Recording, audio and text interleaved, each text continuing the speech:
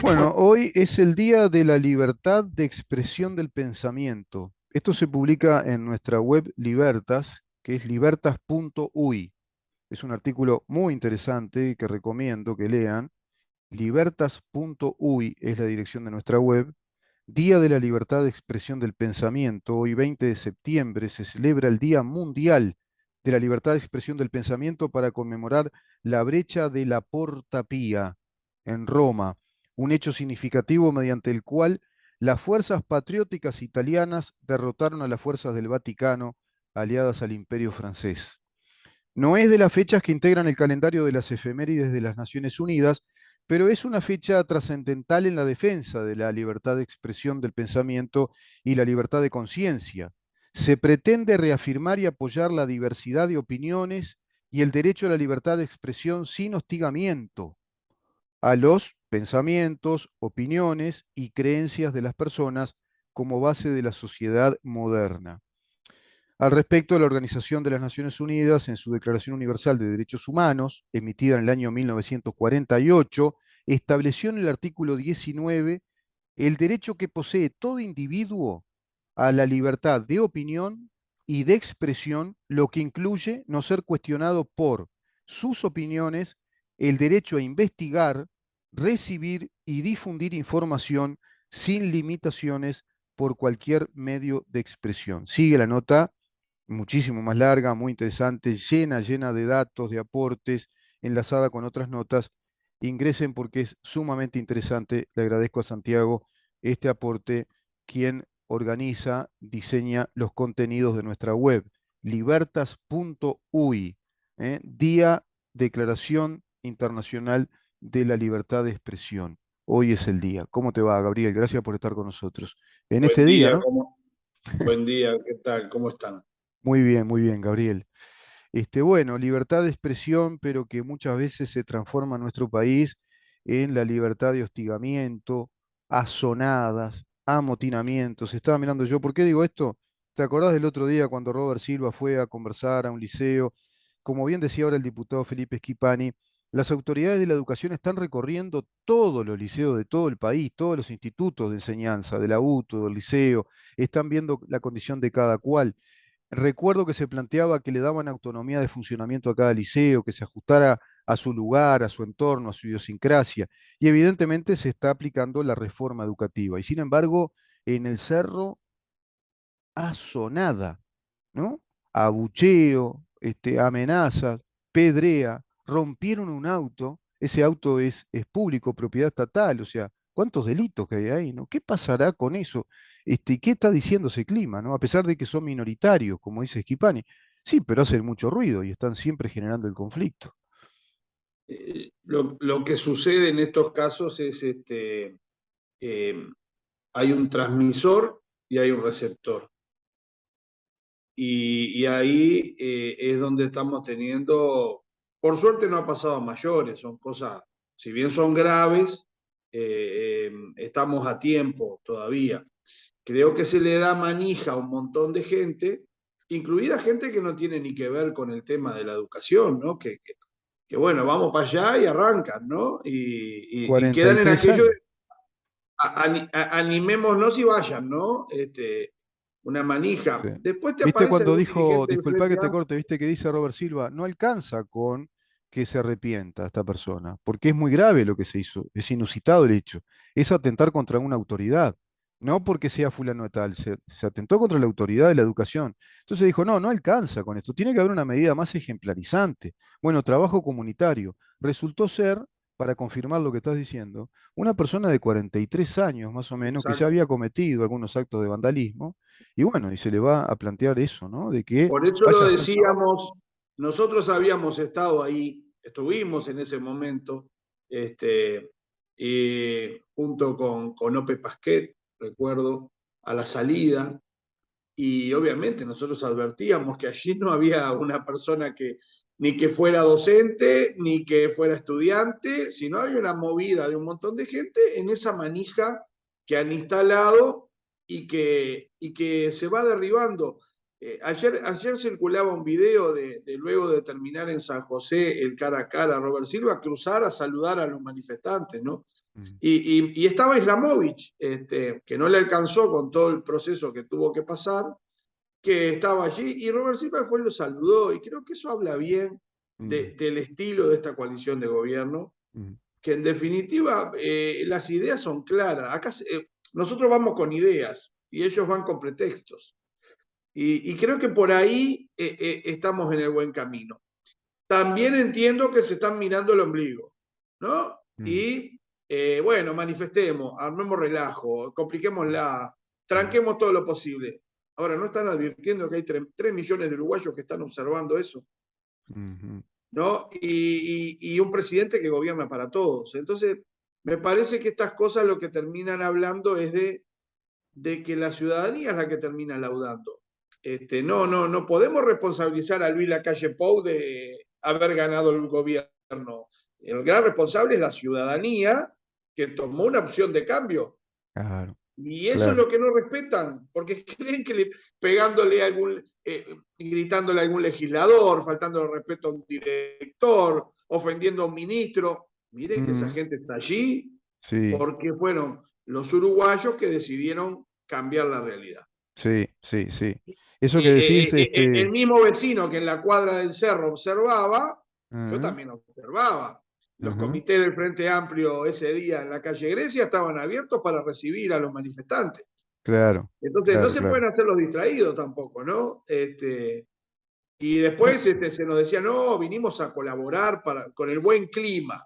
Bueno, parece que le erraron, ¿no? Porque que alguien mayor de edad, y que también tiene que ver algo que vos dijiste, con ese intento de resolver todo con un saludo a la bandera, ¿no?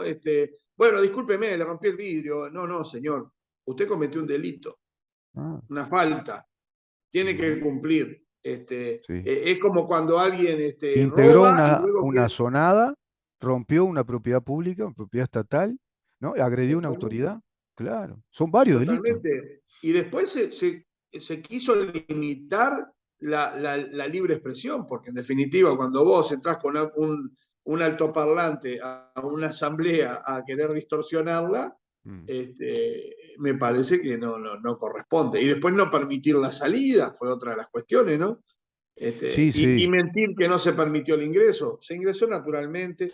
O sea, todo eso también tiene que ver con una forma de ver la política que nosotros también tenemos que asumir y de la misma manera que ellos están, nosotros estar. Porque en Dijiste una cosa definitiva, clave, Gabriel, que es, ellos no aceptan, no terminan de aceptar, digamos, los componentes del juego democrático, si podemos llamar así, que es unas elecciones libres, la gente decide, el gobierno, lo decidió este gobierno, quien está en el gobierno no es el culpable de gobernar, sino que es el responsable de llevar adelante lo que le prometió a su electorado y el electorado lo eligió, de acuerdo al Estado de Derecho, de acuerdo a nuestra democracia, ¿no? Es decir, parecería ser que eso no lo entienden, parece ser que no lo entienden, o sea, que tan democráticos no son.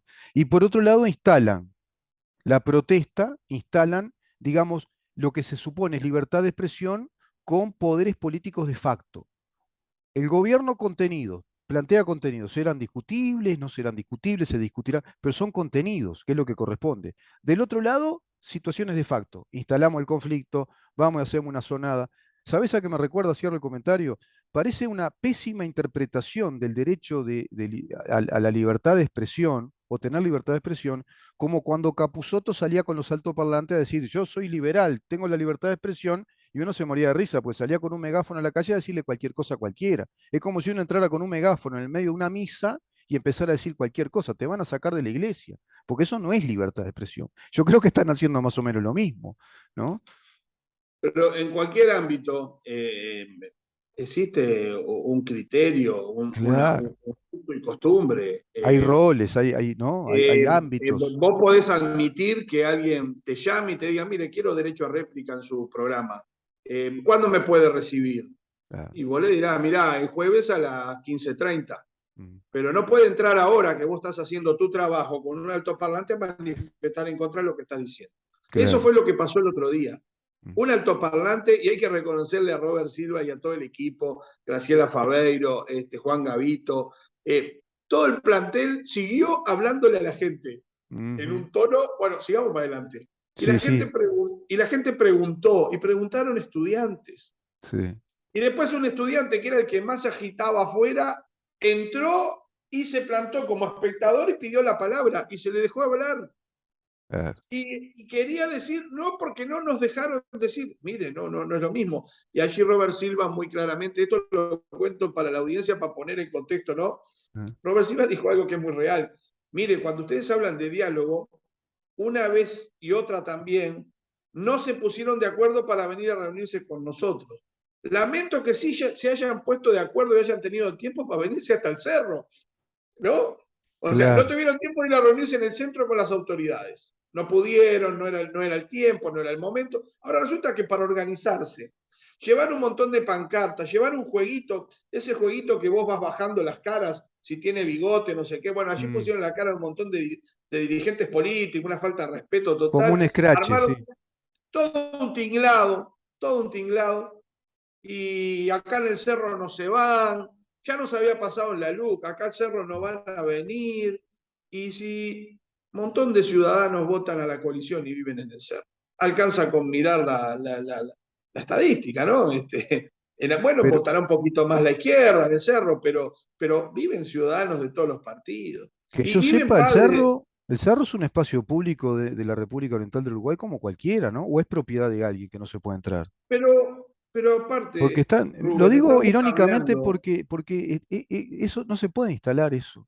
Es muy equivocado eso. Pero cuando uno pone las cosas en términos de izquierda y derecha, o oposición y gobierno, el joven que no termina la educación, ¿qué importa? No, Acá tenemos que cuidar por ese joven que no termina, el 60% está fuera del circuito, en sí. edades que son las edades de desarrollarse. Ah, Entonces, ahí es sorprendente. Hay datos de sobra, si queremos. También ahí se le estás va a dando un pecar. punto, Gabriel, estás dando con un punto importante, porque la educación está orientada desde hace mucho tiempo, desde que se crearon los estados modernos, está orientada a formar al ciudadano, a los jóvenes, a los adolescentes, para que tengan instrumentos válidos para ingresar al mercado de trabajo. Ahí no va a importar si sos de derecha, si sos de izquierda, el mercado laboral te va a asimilar si vos sos buena mano de obra, si vos sos mano de obra Exacto. calificada. Ahora, qué increíble que se haya instalado en el país, se haya naturalizado que los alumnos de secundaria tengan sindicatos. ¡Qué disparate! Es un disparate desde el punto de vista institucional, desde el punto de vista de la lógica del Estado de Derecho. El sindicato es una relación de autonomía de voluntad entre el trabajador y el empleador porque va a prestar mano de obra y a través de un precio, hay un contrato, es el salario, es un precio, hay un contrato, hay un sinalagma, hay una autonomía de voluntad contractual. El estudiante no tiene ningún contrato, no tiene ningún vínculo contractual y no va a producir rentabilidad ni ganancia, está bajo la órbita de la educación que es obligatoria que el Estado la brinde, es responsabilidad del Estado y es obligación de los padres en el ejercicio de la patria potestad conducir a sus hijos por el ámbito educativo. Es increíble que se haya Pero instalado eso. totalmente. Pero hay un tema que es más profundo Mm, y que creo que este gobierno va a hacer lo correcto en ese sentido, que son las evaluaciones. claro, Cuando aquí se habló del ADN de la educación, cuando aquí se le dio dinero a la educación de sobra, cuando haces la evaluación es dramática. mm, Y si lo trasladamos a los SOCAT, por ejemplo, que es la atención ciudadana, yo tengo una planilla que luego te voy a pasar por privado, ah, para que vos observes la evaluación octubre-marzo, 6 meses, cuando ahora se dice, no, desmantelaron los SOCAT, le quitaron la atención ciudadana a las personas. Bueno, mandábamos recursos del MIDES a lugares que atendieron en 6 meses 7 personas. 7. mm, Lugares que atendieron 2 personas en 6 meses.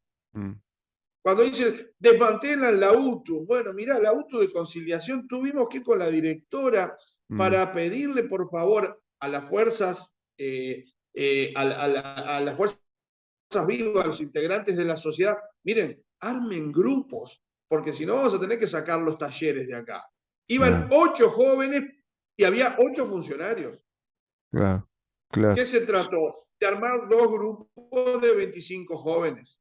¿Se entiende? No es claro. tirar el dinero, es decir, bueno, es primero que la plata es de los ciudadanos. Es economizar, porque la plata es de todos nosotros, es de los ciudadanos, no es Totalmente. plata de nadie, es plata del país. Esto que está sucediendo ahora con las ollas, Mm, esto que está pasando ahora con las ollas, lo advirtió el ministro García en la rendición de cuentas pasada, en mm, diputados. mm. La mayor olla popular es la arma el ejército.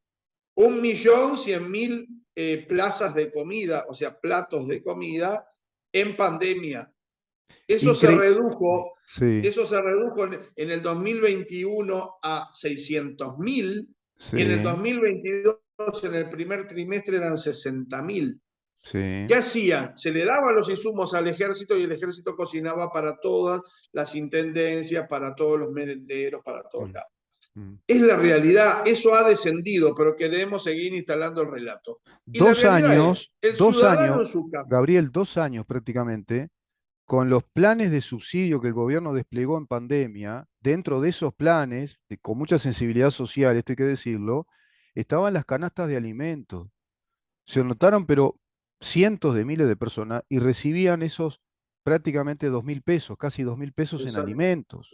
Entonces, es increíble que después de que se desplegaran todas esas baterías, ¿no?, de medidas, además los subsidios a los trabajadores monotributistas MIDES, los préstamos super blandos también para allá, para empresitas un poco más desarrolladas, se esté hablando de ollas populares. Cuando el ministro del MIDES, Martín Lema, les preguntó que le digan a ciencia cierta en dónde están esas ollas populares, cuáles son, en qué horarios trabajan, qué tipo de alimento dan, no le dieron respuesta. La mayoría le dijeron cuáles eran y era prácticamente un chiste. Pero hay una que dijo que por razones políticas no le daba la información, por razones Ahora, políticas, diciéndole Rubén, eso a una autoridad del país.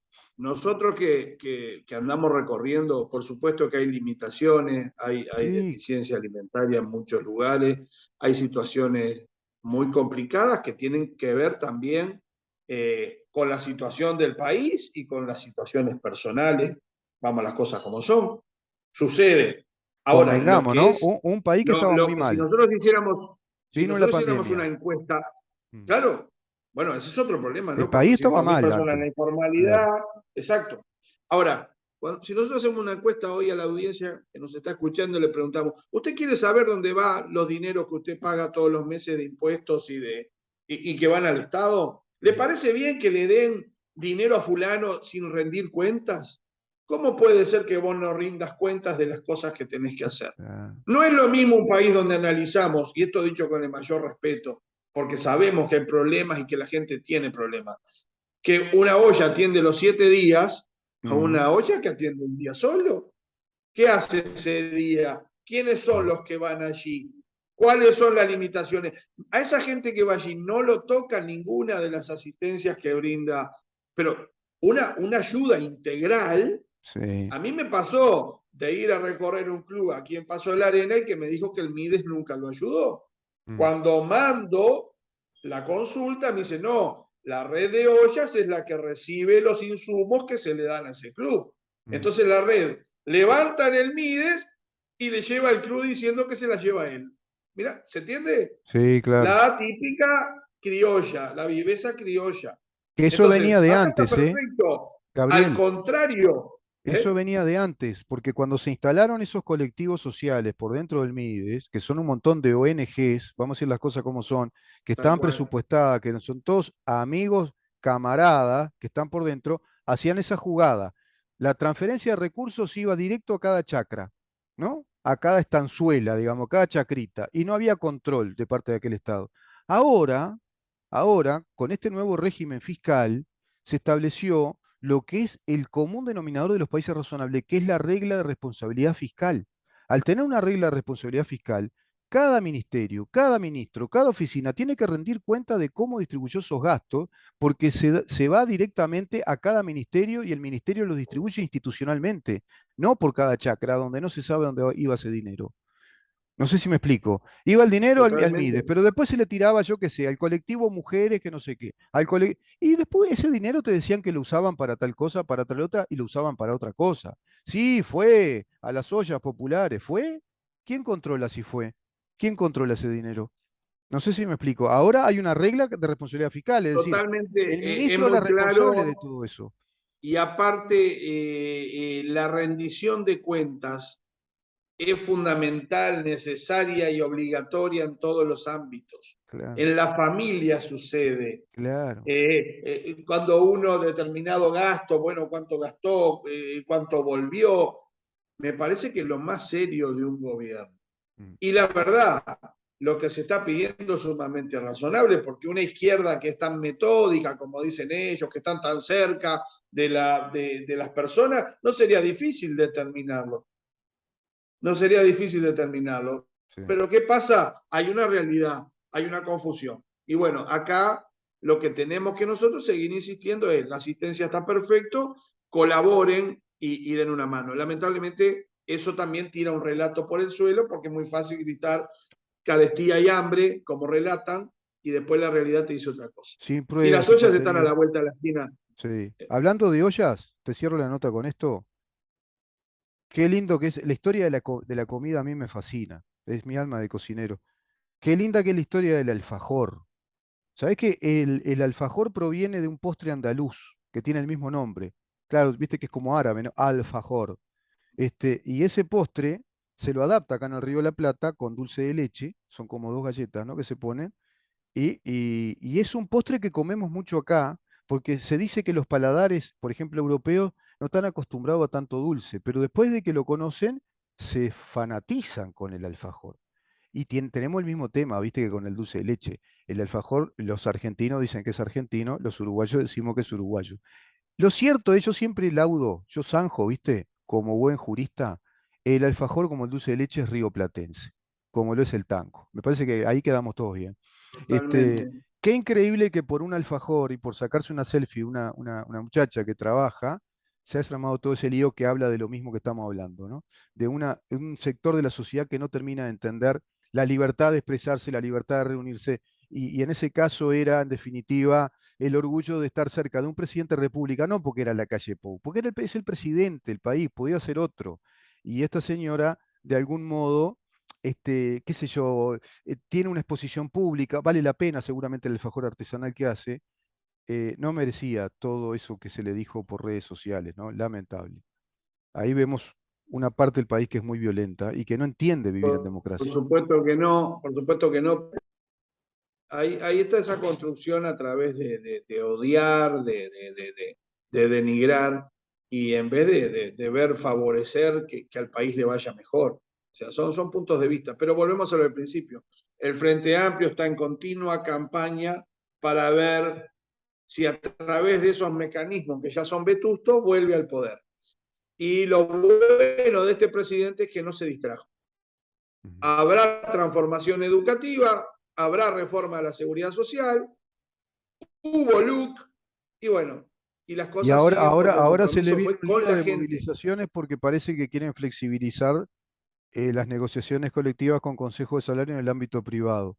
En su momento lo tocaremos el tema. Recién estoy estudiando un poco cuáles son las propuestas, ¿no? Se está negociando, Totalmente. que es un tímido cambio, imagínate si fuera el cambio como, como yo pienso que habría que hacerlo, te incendian el país, pero bueno, Bueno, ahí donde eso último que dijiste vos, si se hicieran los cambios que hay que hacer, te incendian el país. Yo creo que la gradualidad de nuestro presidente hay que reconocérsela también, porque estamos rumbo a los cambios necesarios. Creo claro, que claro. estamos en buen camino. Sí, sí, Así sí, que sí. seguiremos charlando por acá. Y bueno, vienen buenos Te signos agradezco mucho. No, gracias a vos, Gabriel. Y vienen buenos signos en Paraguay. Ayer escuché el candidato a la presidencia en una buena línea económica, política, interesante, muy liberal y democrática. Esperemos que Chile no se derrumbe. Por lo menos no prosperó esa reforma de la Constitución. Tuvieron sentido común, pueblo en ese sentido inteligente, valiente, que entendió que se vive bien como se está viviendo. Quieren una reforma constitucional, pero no esa. No, no me vengas a meter un verso, ¿no? Gracias, La, Gabriel. la- la idea es que libremente todo el mundo pueda opinar y Mm, tratar de construir el mejor país, no con presiones, no con sindicatos que le dicen que no habrá Reyes Magos ni artículos escolares si no van al paro. Esas claro. cosas son ya muy viejas y detestables, ¿no? Sí, sin duda. Gracias, Gabriel, por estar Abrazo acá. grande, que pasen Nos bien, vemos. muy amable. Buena jornada. El diputado Gabriel Gianoli conversando con nosotros, diputado por el Partido Nacional. Nos vamos. Nos reencontramos mañana a partir de las 10 de la mañana para preguntarnos en dónde estamos. Chau.